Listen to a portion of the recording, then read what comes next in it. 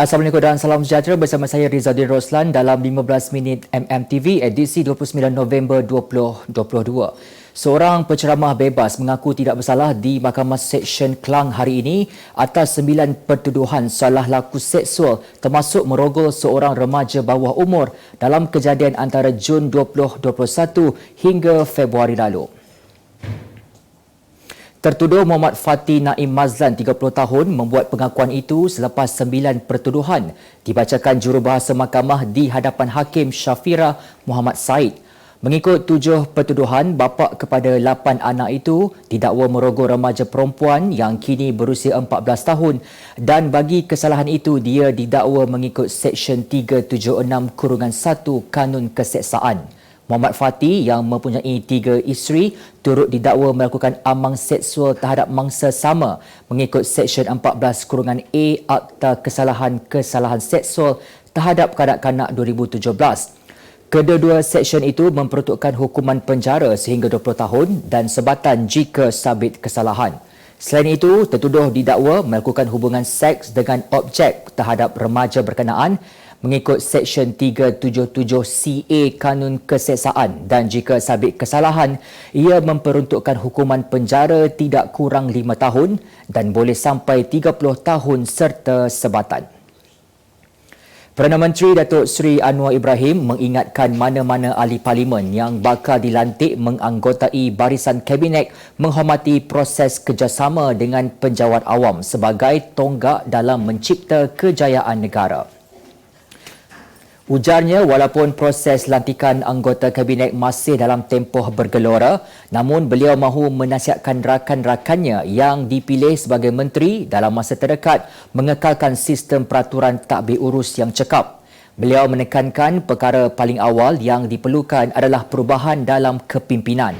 Berdasarkan pengalaman beliau dalam memimpin kerajaan satu ketika dahulu, Anwar berkata ramai mengandaikan seorang menteri kewangan yang berhasil dan berjaya. Bagaimanapun, beliau menegaskan atas rasa tanggungjawab dan tawaduk, tidak mungkin seorang insan sebagai menteri mencatat apa jua kejayaan tanpa tonggak perkhidmatan awam yang membantu. Kerjasama yang dibentuk antara Barisan Nasional BN dan Pakatan Harapan PH membentuk kerajaan di Perak dan Pahang adalah berdasarkan kepada prinsip untuk kestabilan kepada kerajaan negeri sekaligus memastikan kesejahteraan dan kebajikan rakyat. Pengerusi BN Datuk Seri Dr. Ahmad Zahid Hamidi berkata kerjasama berkenaan turut memancarkan realiti masyarakat berbilang kaum dan meraihkan kepelbagaian serta sesuai dengan demografi negeri yang merupakan asas kepada pembentukan kerjasama strategik. Dalam hantaran sama di Facebook miliknya, Ahmad Zahid berkata kesemua itu selari dengan pembentukan kerajaan perpaduan yang diilhamkan oleh Yang di-Pertuan Agong dan berbentuk kerajaan campuran selepas Perikatan Nasional mengambil keputusan untuk tidak menyertainya. Kerjasama berkenaan terbukti selepas PH memutuskan untuk memberi laluan kepada BN pada PRU 15 Dewan Undangan Negeri Dun Tioman. Setiausaha Agong Amanah Muhammad Hatta Ramli berkata langkah itu diambil sebagai menunjukkan kesepakatan Kerajaan Persekutuan dan Kerajaan Negeri Pahang. Beliau berkata pihaknya memandang pilihan raya Tioman sebagai satu pertembungan kerajaan baharu Pahang dengan kelompok ekstremisme kaum dan agama yang perlu ditangani secara serius.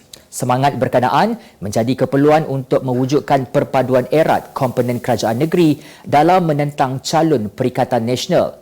Beliau memberitahu keputusan itu juga adalah sebagai tanda kesepakatan kerajaan perpaduan di peringkat negeri dan nasional. Mesyuarat Majlis Raja-Raja ke-260 akan bersidang secara rasmi bermula hari ini sehingga esok di Istana Negara. Mesyuarat itu dipengerusikan oleh Yang di-Pertua Besar Negeri Sembilan Tuanku Mukris Ibni Almarhum Tuanku Munawir. Kali terakhir mesyuarat Majlis Raja-Raja diadakan adalah pada 29 Jun lepas dipengerusikan Raja Perlis Tuanku Syed Sirajuddin.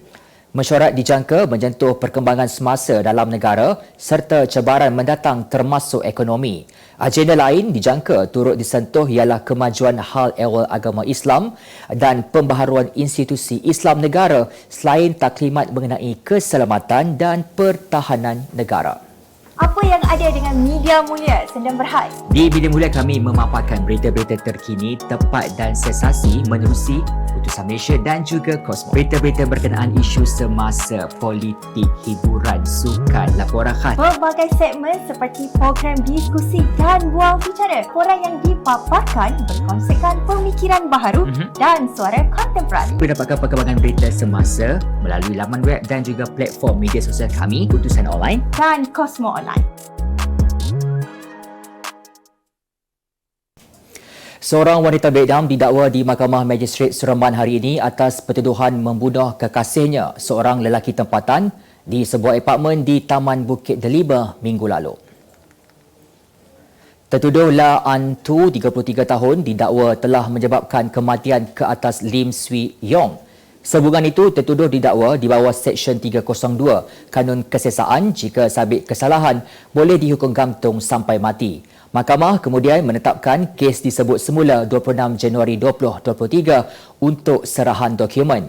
Sebelum ini, media melaporkan seorang lelaki ditemui mati dengan kesan luka pada rusuk kanan dipercayai ditikam di sebuah apartmen di Taman Bukit Delima di sini pada 21 November lalu selepas berlaku pergaduhan dengan seorang wanita. Seramai 21 penumpang termasuk pemandu bas serta penunggang motosikal jari serentung selepas kedua-dua kenderaan terbabit musnah dalam kebakaran di kilometer 97.3 Lebuh Raya Utara Selatan kira-kira pukul 10 malam tadi. Difahamkan kebakaran berlaku selepas motosikal Yamaha Y15 ditunggang seorang lelaki dilanggar oleh bas ekspres berkenaan. Namun semua mangsa sempat menyelamatkan diri. Ketua Balai Bomba dan Penyelamat Yong Ping, penolong penguasa bomba Ashraf Nur Muhammad Yusof berkata, sebaik saja anggota tiba di lokasi kejadian, sebuah motosikal dan bas ekspres didapati sedang terbakar. Namun semua penumpang, pemandu bas serta penunggang motosikal sudah berada jauh dari kawasan kebakaran. Gunung berapi aktif terbesar di dunia dilaporkan meletus buat pertama kali dalam tempoh hampir 40 tahun. Mauna Loa di Hawaii meletus dengan memuntahkan lahar panas dan abu dalam paparan alam semula jadi yang menakjubkan. Pihak berkuasa Amerika Syarikat AS berkata aliran lahar kelihatan di atas gunung berapi mengeluarkan kepulan asap dan wak besar di puncak Mauna Loa terletak di Big Island. Berdasarkan laporan kajian geologi AS, tekanan semakin meningkat di Mauna Loa selama beberapa tahun. Bagaimanapun, letusan itu mencetuskan amaran bahawa situasi boleh berubah dengan cepat. Ketika ini, tiada ancaman kepada penduduk yang tinggal di bawah zon letusan. Namun, memberi amaran keadaan gunung berapi itu tidak menentu. New York bagi mengelakkan diskriminasi dan stigma Pertubuhan Kesihatan Dunia WHO mengumumkan akan menggunakan nama Mpox sebagai sinonim untuk penyakit cacar monyet monkeypox. Pilihan untuk mengubah nama penyakit ini dibuat WHO selepas mendapat reaksi tidak menyenangkan terhadap penggunaan nama monkeypox sehingga ada pesakit yang malu mendapatkan rawatan. Sementara itu, penggunaan nama monkeypox akan digunakan untuk tempoh setahun sebelum kekal dengan Mpox. Menurut laman sesawang WHO sehingga kini, jumlah kes cacar monyet di seluruh dunia melebihi 80,000 kes.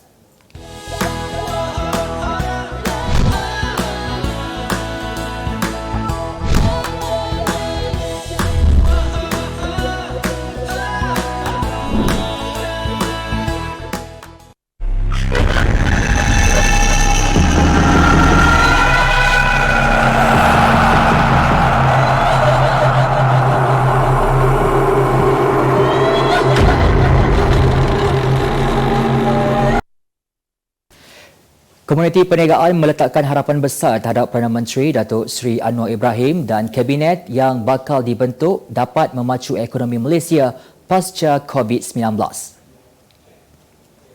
Presiden Persekutuan Pekilang-Pekilang Malaysia FMM Tan Sri Soh Tiai Lai berkata ia termasuk keperluan pembentukan segera barisan kabinet bagi memastikan semua langkah dan dasar dilaksanakan dengan cepat termasuk bajet 2023 untuk membantu sektor ekonomi dan rakyat. Katanya FMM mengharapkan sokongan dan penekanan berterusan kerajaan terhadap perciptaan nilai yang berdaya saing serta pertumbuhan ekonomi melalui aktiviti pembuatan yang menjadi tonggak pertumbuhan ekonomi terutamanya semasa tempoh pandemik.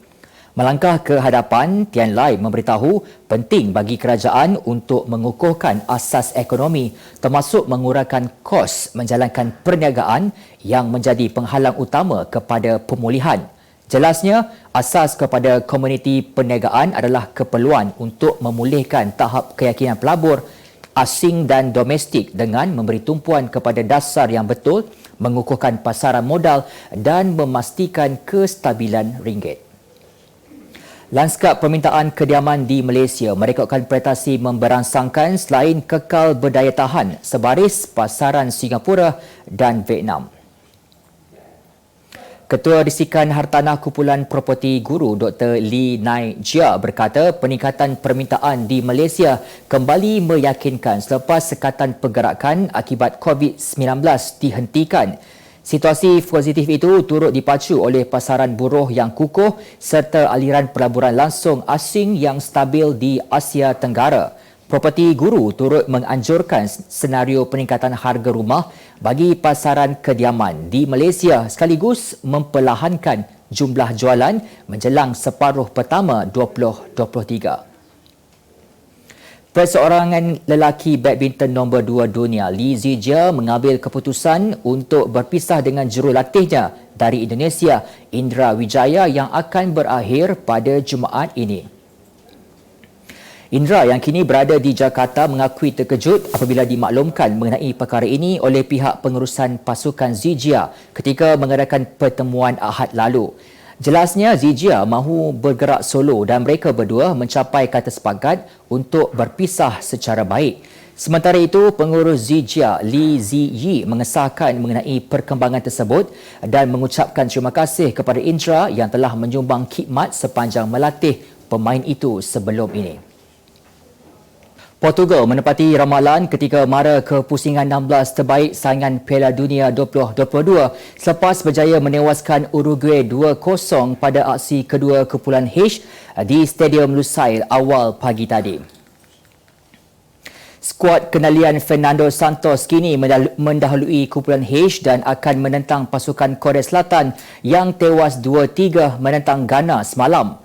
Dalam aksi kumpulan G pula, Brazil menang 1-0 ke atas Switzerland dalam perlawanan Piala Dunia Qatar 2022 di Stadium Ras Abu Abaud awal pagi tadi.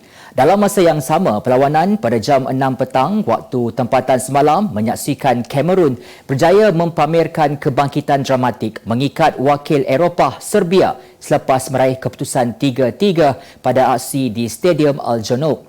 Pada perlawanan jam 11 malam waktu tempatan menyaksikan pertembungan dalam kumpulan A, pasukan Ecuador akan menentang Senegal di Stadium Khalifa. Pasukan Netherlands akan bertemu dengan Qatar di Stadium Al Bayt. Manakala lewat tengah malam nanti, pasukan Iran menentang USA. Wales pula bakal menentang England bagi kumpulan B. Sebagai penutup 15 minit MMTV hari ini, saksikan laporan cuaca esok Rabu 30 November 2022. Jangan lupa dapatkan akhbar utusan Malaysia dan Kosmo untuk berita-berita terkini dan menyeluruh. Sekian saja daripada saya, Rizati Roslan. Assalamualaikum dan salam sejahtera.